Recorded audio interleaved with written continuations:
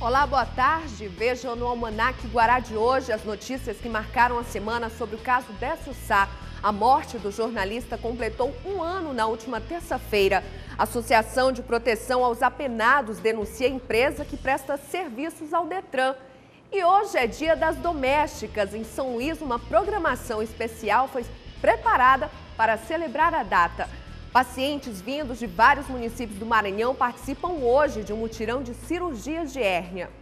O Almanaque Guará, sua revista eletrônica semanal, está começando.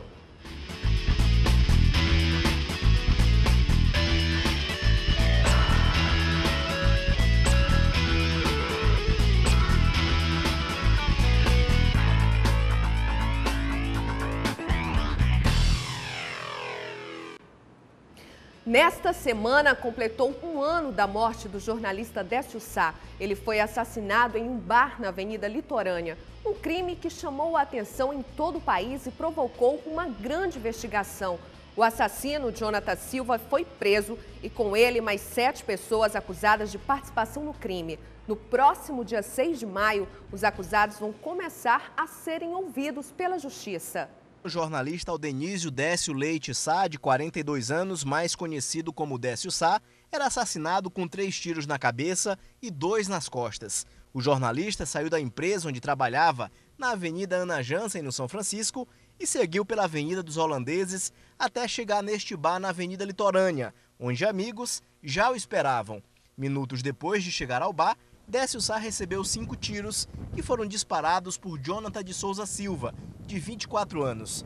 O assassino fugiu com outro homem numa moto, desceu neste trecho da Avenida Litorânea e subiu esta duna. Ele foi localizado juntamente com os mandantes do crime depois que a Polícia Civil formou uma comissão com 6 delegados para investigar o assassinato do jornalista. A operação Detonando prendeu o assassino Jonathan de Souza e os mandantes, os empresários Glaucio Alencar Pontes Carvalho e José de Alencar Miranda Carvalho, que teriam encomendado a morte de Décio Sá por R$100 mil. Mais 8 pessoas foram indiciadas no inquérito policial e o crime chamou a atenção da Secretaria de Segurança Pública pela forma como foi tramado, pela complexidade e também pelo número de pessoas envolvidas. Até pela maneira como Décio Sá foi assassinado, desde o início a gente chegou à conclusão que não era um fato isolado, né? Que deveria ser um crime de encomenda. E a investigação em si demonstrou que realmente a gente tinha razão. As testemunhas de acusação arroladas pelo Ministério Público começam a ser ouvidas no dia 6 de maio, na primeira vara do Tribunal do Júri de São Luís. Dos 12 acusados intimados, Chiliano Graciano de Oliveira está foragido. Jonathan de Souza, executor do jornalista Décio Sá, está no Presídio Federal de Segurança Máxima, no Mato Grosso do Sul, e deverá ser ouvido por videoconferência. A defesa de Jonathan é feita por 3 advogados que vão entrar com recurso para que ele venha pessoalmente prestar depoimento no tribunal. Eles estão alegando justamente o contrário, eles estão dizendo que os custos são altos para trazê-lo para cá, né? Mas nosso entendimento prejudica a ampla defesa, né? Embora é cercado das garantias, vão mandar um funcionário vir para cá, mas fica uma coisa fria. E o próprio Supremo já se manifestou a respeito disso, tem que ter olho no olho. O advogado diz também que muitas informações serão reveladas no depoimento de Jonathan quando ele for ouvido pelo Tribunal do Júri. Tem algumas surpresas, pode ter a certeza disso.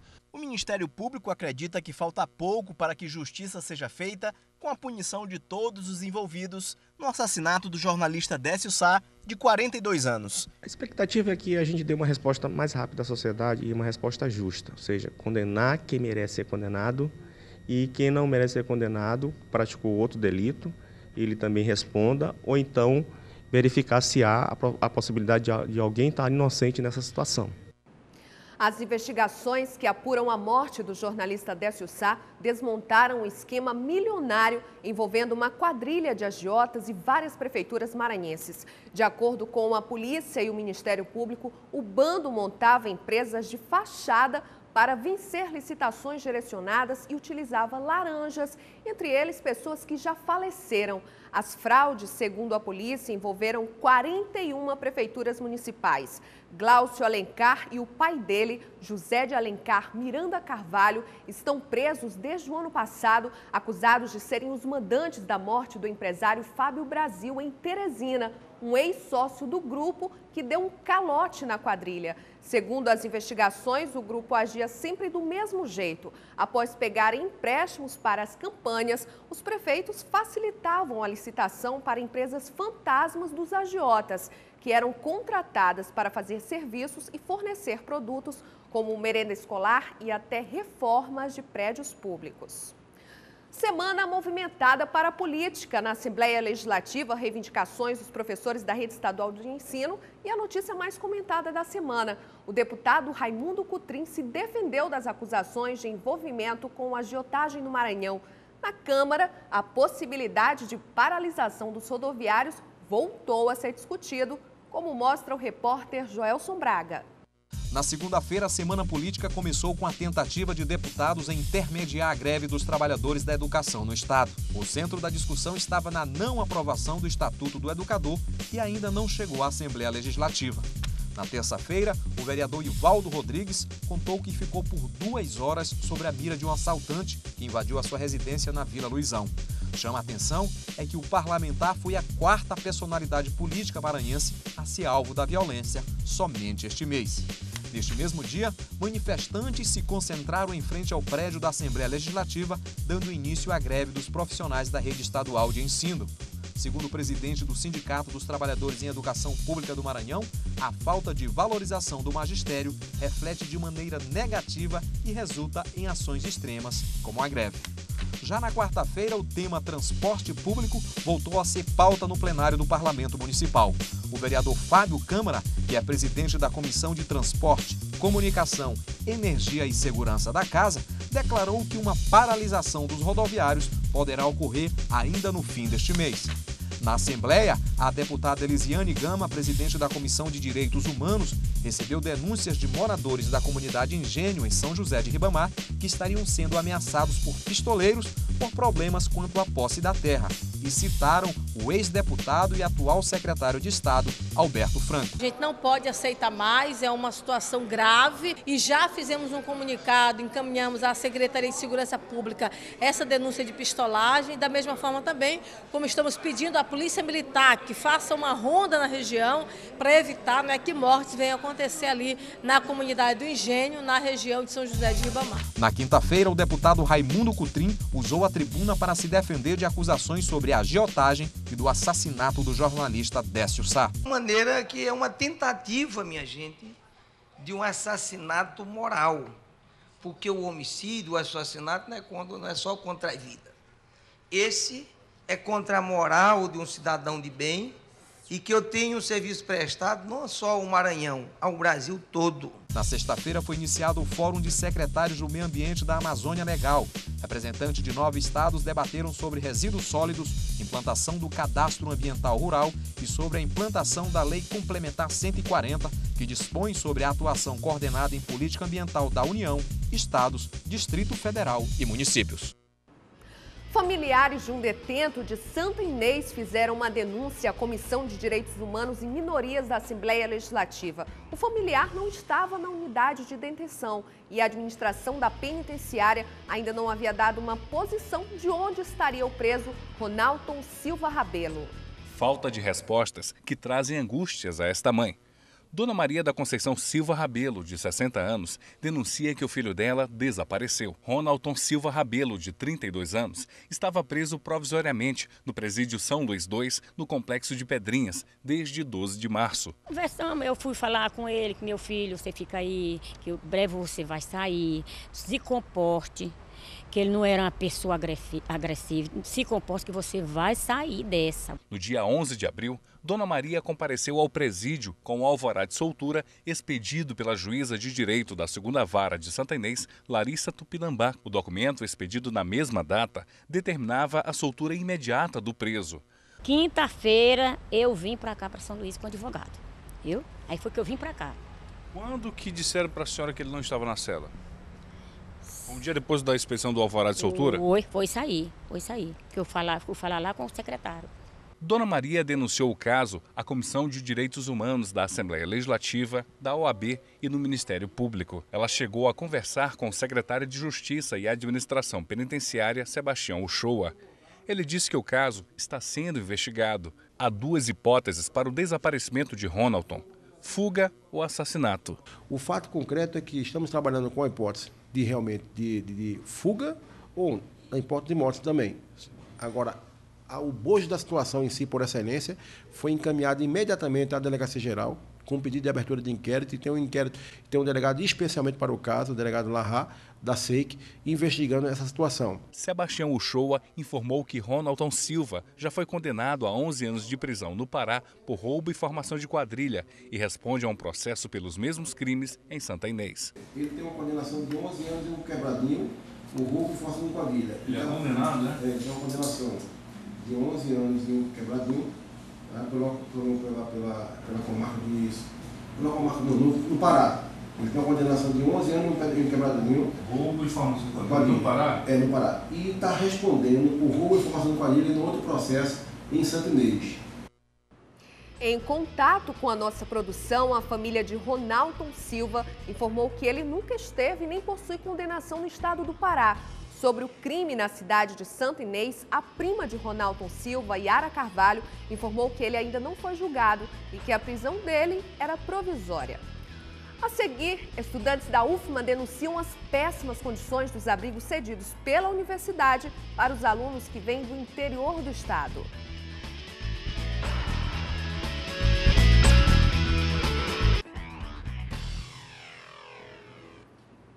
Estruturas precárias, falta de higiene e manutenção. Essa é a realidade dos estudantes da UFMA que moram no lar Rosa Amália Gomes, que fica no centro histórico. 23 estudantes do lar universitário Rosa Amália Gomes Bogeia, mantido pela Universidade Federal do Maranhão, denunciam as péssimas condições da residência que abriga estudantes de baixa renda que saem do interior do Maranhão e até de outros estados para estudar em São Luís. A gente vem para cá, até mesmo porque a gente não tem parente na cidade, e acaba se submetendo a morar na casa de estudante, que é um direito nosso, mas assim, é muito complicado quando a gente chega num ambiente e ele não está propício atendendo às nossas necessidades. O piso de madeira é antigo e não passa por manutenção há vários anos. No porão da casa, as estudantes não têm acesso ao local.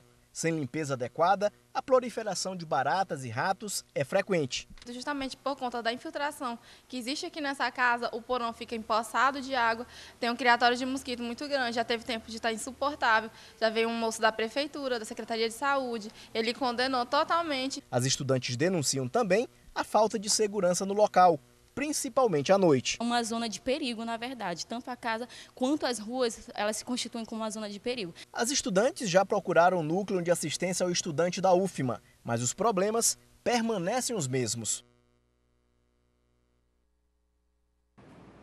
E na casa dos estudantes da UFMA, a situação precária se repete. Clima que parece não ter fim.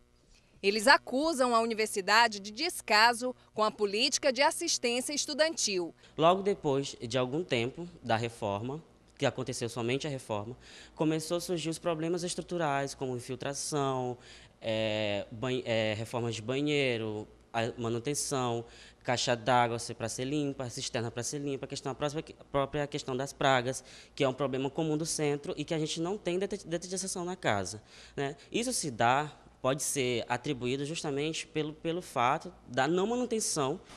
A reitoria garante inscrito que a gente recebe assistência médica, é encaminhado para assistência médica no Dutra, que é o hospital universitário, e odontológica, mas isso não é bem verdade, porque eu tentei há um mês, que eu venho tentando fazer uma escanometria pelo próprio posto da UFMA que foi me indicado, e um raio-x da coluna, que eu estou com uma suspeita de escoliose.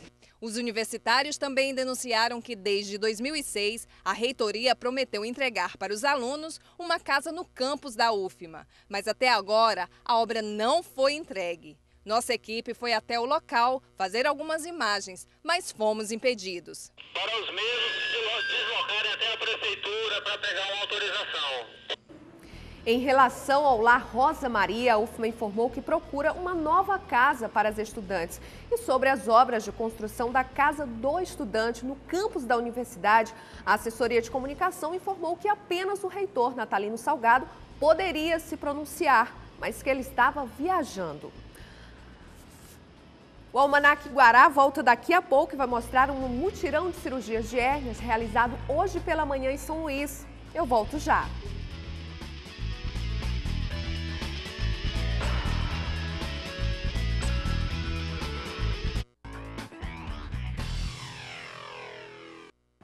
A Associação de Proteção e Assistência aos Apenados anunciou que vai deixar de fazer a entrega das placas de veículos com o novo sistema no Maranhão. A APAC desistiu de fazer o serviço depois de denunciar uma empresa que presta serviços ao Detran, que estaria recebendo quase todo o recurso sem fazer o trabalho.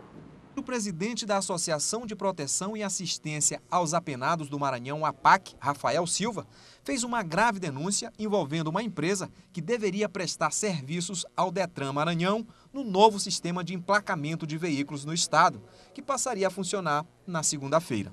Segundo o denunciante, a empresa L-Sintra, com sede no Rio de Janeiro, pode ser uma empresa de fachada e que poderia embolsar cerca de 30 milhões de reais sem realizar qualquer serviço.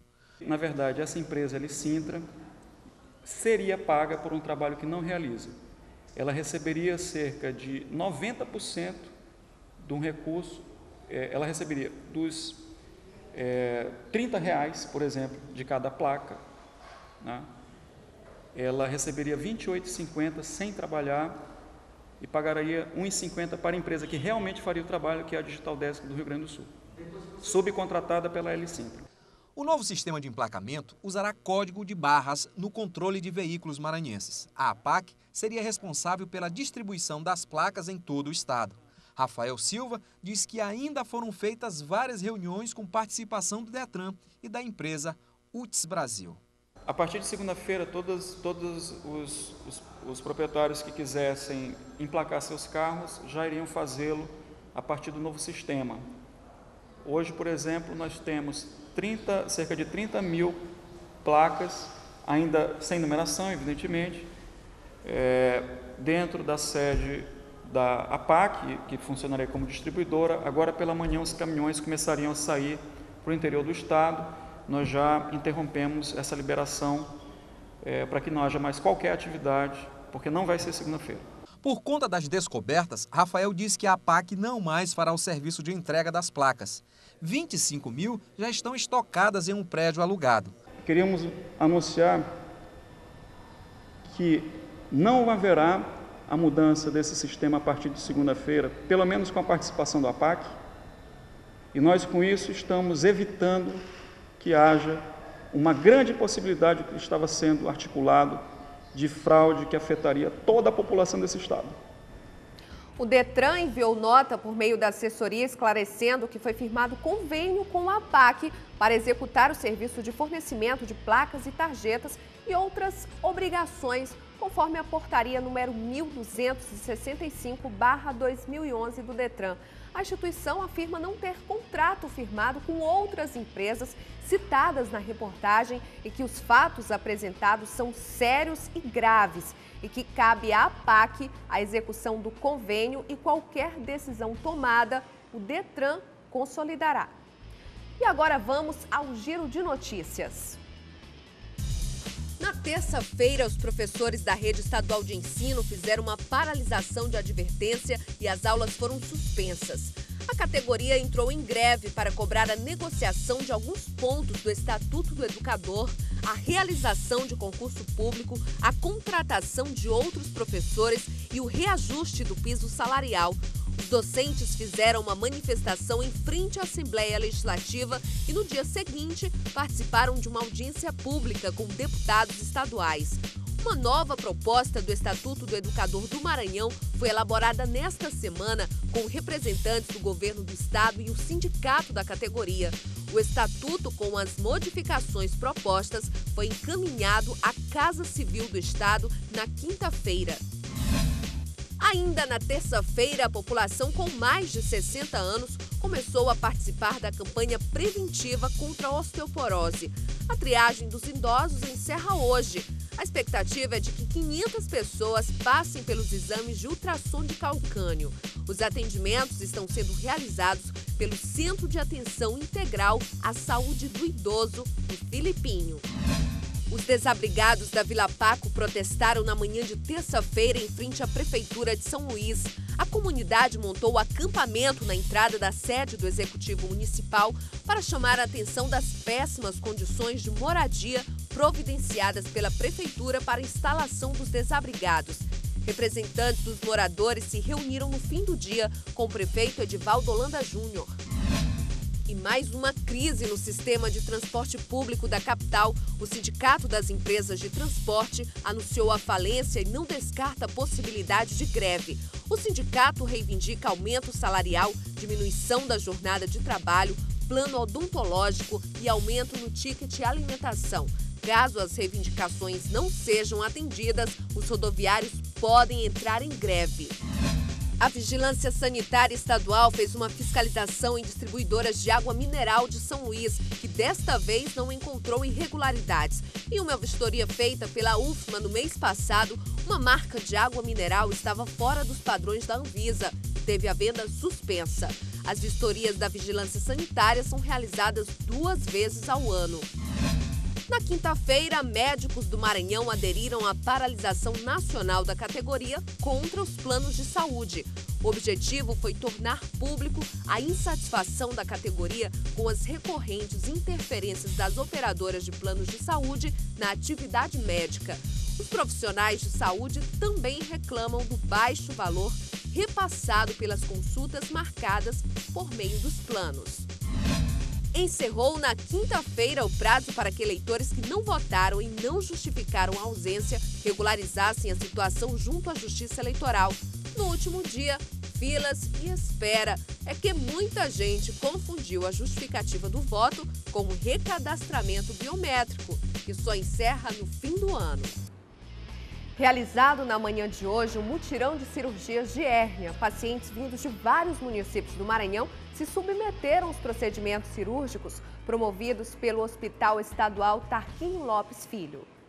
A hérnia umbilical ainda não é grande incômodo para Charles, de 27 anos. Mas ele não perde a chance de se livrar do problema depois de conviver com a hérnia por 2 anos. Ela não tem incomodado muito, mas para prevenir a pessoa tem que tirar. Senão ela começa a piorar depois.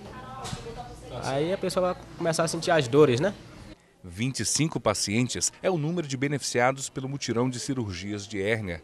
O Hospital Estadual Tarquínio Lopes, o Hospital Geral, é o local onde médicos cirurgiões atendem pacientes de vários municípios maranhenses que estavam na fila de espera para serem submetidos à cirurgia.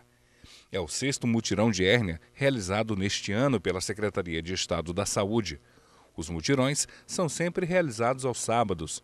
Esses procedimentos cirúrgicos ocorrem em casos de hérnia inguinal, umbilical e epigástrica. A ideia do mutirão é a gente diminuir a fila de espera dos pacientes internados, porque geralmente esses mutirões são realizados no dia de sábado, em que não atrapalha o andamento normal das cirurgias no hospital. A hérnia é um defeito da parede abdominal, então, quando as hérnias são muito grandes, elas atrapalham o indivíduo, o paciente, nas suas atividades normais, de atividade física, de trabalho.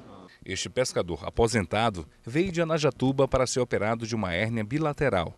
Para seu Romão, é uma grande notícia se livrar do problema após 6 anos de dores e desconforto.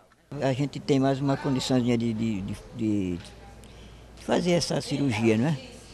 Com o mutirão é muito bom. É bom para nós todos que temos esse sofrimento de hérnia, de sofrimento. Que a gente é pobre, não tem condições de pagar, né? Então, vem essa oportunidade, a gente não pode perder. Em instantes, você vai ver no quadro Diferente por Natureza deste sábado uma entrevista com o maior dançarino de tango do mundo. E vai ver ainda a programação preparada para celebrar o Dia da Empregada Doméstica em São Luís. Ainda falando sobre o caso do detento desaparecido na penitenciária de Pedrinhas, o secretário de Estado, Justiça e Administração Penitenciária, Sebastião Shoa, fez contato com a produção do Almanac Guará e informa que ocorreu um equívoco por parte dele. O detento responde a processo na comarca de Pio XII e não no estado do Pará, como o secretário mencionou na reportagem. E uma programação especial está celebrando o Dia da Empregada Doméstica em São Luís. Durante toda a manhã de hoje, no Shopping do Cidadão, na Beira-Mar, as trabalhadoras puderam receber orientações jurídicas sobre a nova lei das domésticas atendimento médico e retirada de documentos. Dezenas de trabalhadores domésticos lotaram o shopping do Cidadão na Beira-Mar, que hoje, Dia Nacional da Empregada Doméstica, funcionou exclusivamente para a categoria, em comemoração à data. Nós estamos avançando na legislação, reconhecendo os direitos trabalhistas específicos dessa categoria. E hoje aqui nós vamos estar fazendo essa mobilização em defesa do reconhecimento dessa classe, das empregadas domésticas. Além de poder retirar documentos como carteira de trabalho, identidade e CPF, eles receberam ainda atendimento médico e orientações jurídicas sobre a PEC das domésticas, que, segundo a categoria, gera dúvidas sobre como se adequar às mudanças. Não é porque foi aprovada a lei, né, que já está tudo bem, agora que a luta vai começar realmente. A proposta de emenda constitucional 66 foi aprovada no dia 26 de março e promulgada no último dia 2. Agora, passa a valer a regra que define a carga horária de trabalho de 8 horas, somando 44 horas por semana. Eventos como esse são importantes para que a gente possa trazer essa categoria de empregados a informação a respeito dos seus direitos. Uma das questões mais importantes a ser tratada com eles é a respeito da garantia ao salário mínimo. Proteção ao salário que foi garantida a essa categoria por meio da PEC chamada PEC das domésticas. Outra questão importante é a questão da carga horária de trabalho, a jornada de trabalho, aviso prévio, férias, descanso semanal remunerado e dentre outros assuntos que são de suma importância que cheguem ao conhecimento deles. As atividades em comemoração ao Dia Nacional das Empregadas Domésticas acontecem no Viva Cidadão da Beira-Mar. Aqui nós estamos para acolher e para fazer essa grande parceria do governo do estado. As ações vão acontecer durante todo o dia hoje, né? Das 8 às 14 aqui no Viva Cidadão da Praia Grande. A música brasileira, por essência, é o samba. Isso todo mundo sabe. Na Argentina, o ritmo nacional é o tango. Esses dois tipos de música carregam junto uma dança. No Brasil virou até verbo, sambar. Embora o tango não tenha gerado um verbo, gerou uma dança muito característica. No nosso quadro Diferentes por Natureza de hoje, nós vamos falar de dança de tango. E se o tango é música nacional da Argentina, os melhores dançarinos de tango devem estar por lá. O repórter Geraldo Jensen vai esclarecer isso pra gente.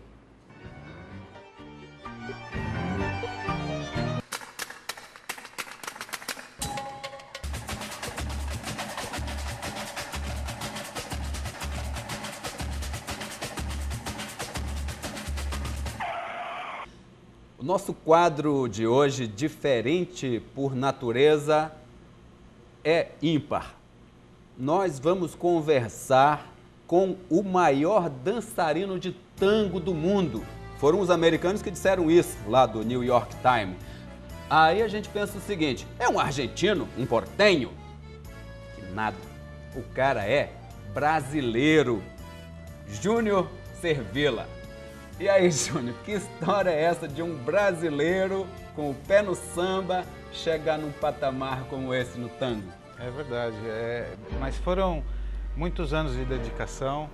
Faz 21 anos que eu moro em Buenos Aires, eu fui para lá em 92 para aprender tango por 3 meses e depois voltar para São Paulo, eu sou paulista. E aí eu ficando lá, eu me apaixonei pelo ritmo, pela cidade, decidi ficar. E comecei a trabalhar na televisão, depois em casas de show, aí comecei a viajar. Você já dançava? Eu já dançava, em São Paulo eu dançava, participei de alguns programas da época. Profissionalmente? Da Hebe Camargo, Silvio Santos. Quando eu vi, eu dançava lambada, dançava samba, dançava salsa, um pouco de tudo naquela época, foi a febre da lambada, né? E aí, em 92 eu vi um show de tango, falei, vou para Buenos Aires para aprender e fui e fiquei. Foi uma surpresa, porque era para ir aprender um pouco e voltar. Aí eu fiquei, comecei a viajar, aí depois de alguns anos eu já tinha trabalhado em várias casas noturnas de Buenos Aires. É difícil dançar tango? Para você nada deve ser difícil dançar, mas por exemplo, para um simples mortal como eu que... Não, ou seja, eu sempre falo que tango existem 2 classes de tango. Um é o tango de show que você vê no palco, que sim, precisa um preparo físico, precisa de coisas especiais, né?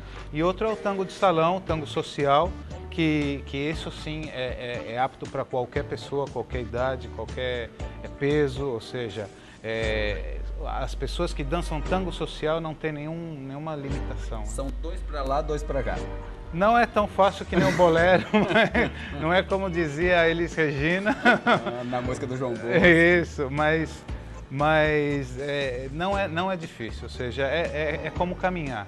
E eu acho que o importante do tango é que ele conecta o homem e a mulher de volta, né? Num abraço, que há várias décadas o homem ficou sem dançar junto, ou seja, desde do rock and roll, depois com a discoteca, a dança separou o homem e a mulher na década de 60, 70, e com a volta, com o renascimento da dança de salão, e o tango está incluído nisso, né? Porque o grande renascimento do tango surgiu no fim dos anos 80, trouxe o homem e a mulher de volta num abraço. Então acho que isso é o sucesso do tango no mundo inteiro. Sabia que nós temos um fenômeno incrível aqui no Maranhão? Você certamente conhece o reggae, né? Sim. E sabe que o Maranhão, São Luís, é a capital brasileira do reggae. Então, fiquei sabendo agora. E que aqui a gente dança agarradinho. Eu fiquei sabendo disso também. Você já deu uma olhada nisso? Ainda não. Falaram que vão me levar. Então nós estamos fazendo a mesma coisa com o tango, hein? Juntando o homem com a mulher de novo. Boa ideia essa, Isso é muito bom, isso é muito bom. E essa experiência sua na Broadway, eu sei que você trabalha muito nos Estados Unidos como coreógrafo, como é que é essa experiência? A primeira vez que eu fui para Broadway foi em 99. Isso veio porque em 97 eu filmei o filme Tango do Carlos Saura, que foi nomeado ao Oscar. Você trabalhou? Não? Trabalhei, fui ator. Eu já assisti. Você assistiu? Claro. Eu sou o assassino do final, eu sou o assistente coreógrafo. Vou rever, eu conheço esse cara. Agora sim. Então, e eu fiz esse filme Tango, que foi o mesmo ano que concorreu ao Oscar com Central do Brasil e com A Vida é Bela, do Benini, que ganhou A Vida é Bela. Ou seja, foi um ano que estava alternado aí três grandes filmes. E depois de eu ter participado desse filme, ter trabalhado com o Vitor Estorário, com o Carlos Saura, eu decidi estudar cinema. Me chamaram para ir para Broadway, eu aproveitei e estudei cinema em Nova York. Estive com tango argentino na Broadway. E desde 99 eu volto para Nova York todos os anos. Eu morei lá um tempo, né, quando eu estudei cinema. Depois eu volto todos os anos, trabalho no Lincoln Center, trabalho em alguns teatros da Broadway, dou aula. Então, Nova York é tipo uma parada obrigatória na minha agenda anual. Os americanos não sabem muito a diferença de Brasil e Argentina, às vezes eles trocam as bolas. E como você acha que confunde mais ainda a cabeça dos caras, hein, Júnior? É verdade. Não, como eu falo inglês lá, então eles até acham que eu sou argentino, né? Porque quando entram em algum detalhe ou começam a perguntar um pouco mais, aí descobrem que eu sou brasileiro e é uma surpresa para eles também. Mas é verdade, ou seja, nos Estados Unidos eles veem a América do Sul como uma coisa muito longe, né? Até confunde um pouco. Rio de Janeiro, Buenos Aires, é mais ou menos a mesma coisa. Pela aparência você também passaria por portenho na boa, né? Mas, Júnior, agora vamos... você também dá oficina de tango, vai acontecer no final de semana agora. Como que é essa oficina? As pessoas aprendem ali na hora? Essa oficina são para diferentes níveis, ou seja, uma pessoa que nunca dançou nada na vida pode vir para essa oficina, pode pode começar a dançar tango, que eu acho que o tango é uma base para depois dançar qualquer outro ritmo. O tango ele te dá uma técnica que você depois pode aplicar em qualquer ritmo, como controlar seu peso, controlar seu eixo, seu equilíbrio. Ou seja, são coisas que você não só vai usar para o tango, mas depois vai usar para outras coisas que você decidir dançar. Isso a gente está fazendo hoje e amanhã, a partir das 3 da tarde, no Hotel Brisa Mar. Muito legal. Então é isso, Júnior. Nosso tempo foi embora e realmente uma pessoa que tem essa experiência, trabalhar com o Carlos Saura, trabalhar na Broadway, dançar tango na Argentina, é uma coisa que todo mundo queria. Eu agradeço a sua presença aqui no nosso Diferentes por Natureza e seja muito bem-vindo a São Luís todas as vezes que você puder. Muito obrigado, Geraldo.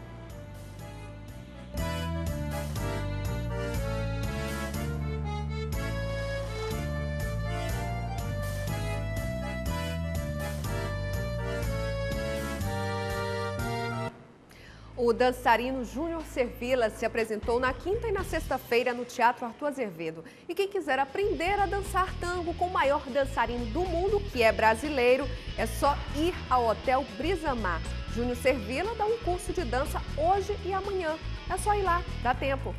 E o Almanac Guará fica por aqui, mas volta no sábado com Ana Tereza. Aproveite bem o fim de semana e não se esqueça do nosso encontro na segunda-feira, ao meio-dia, no Guará News.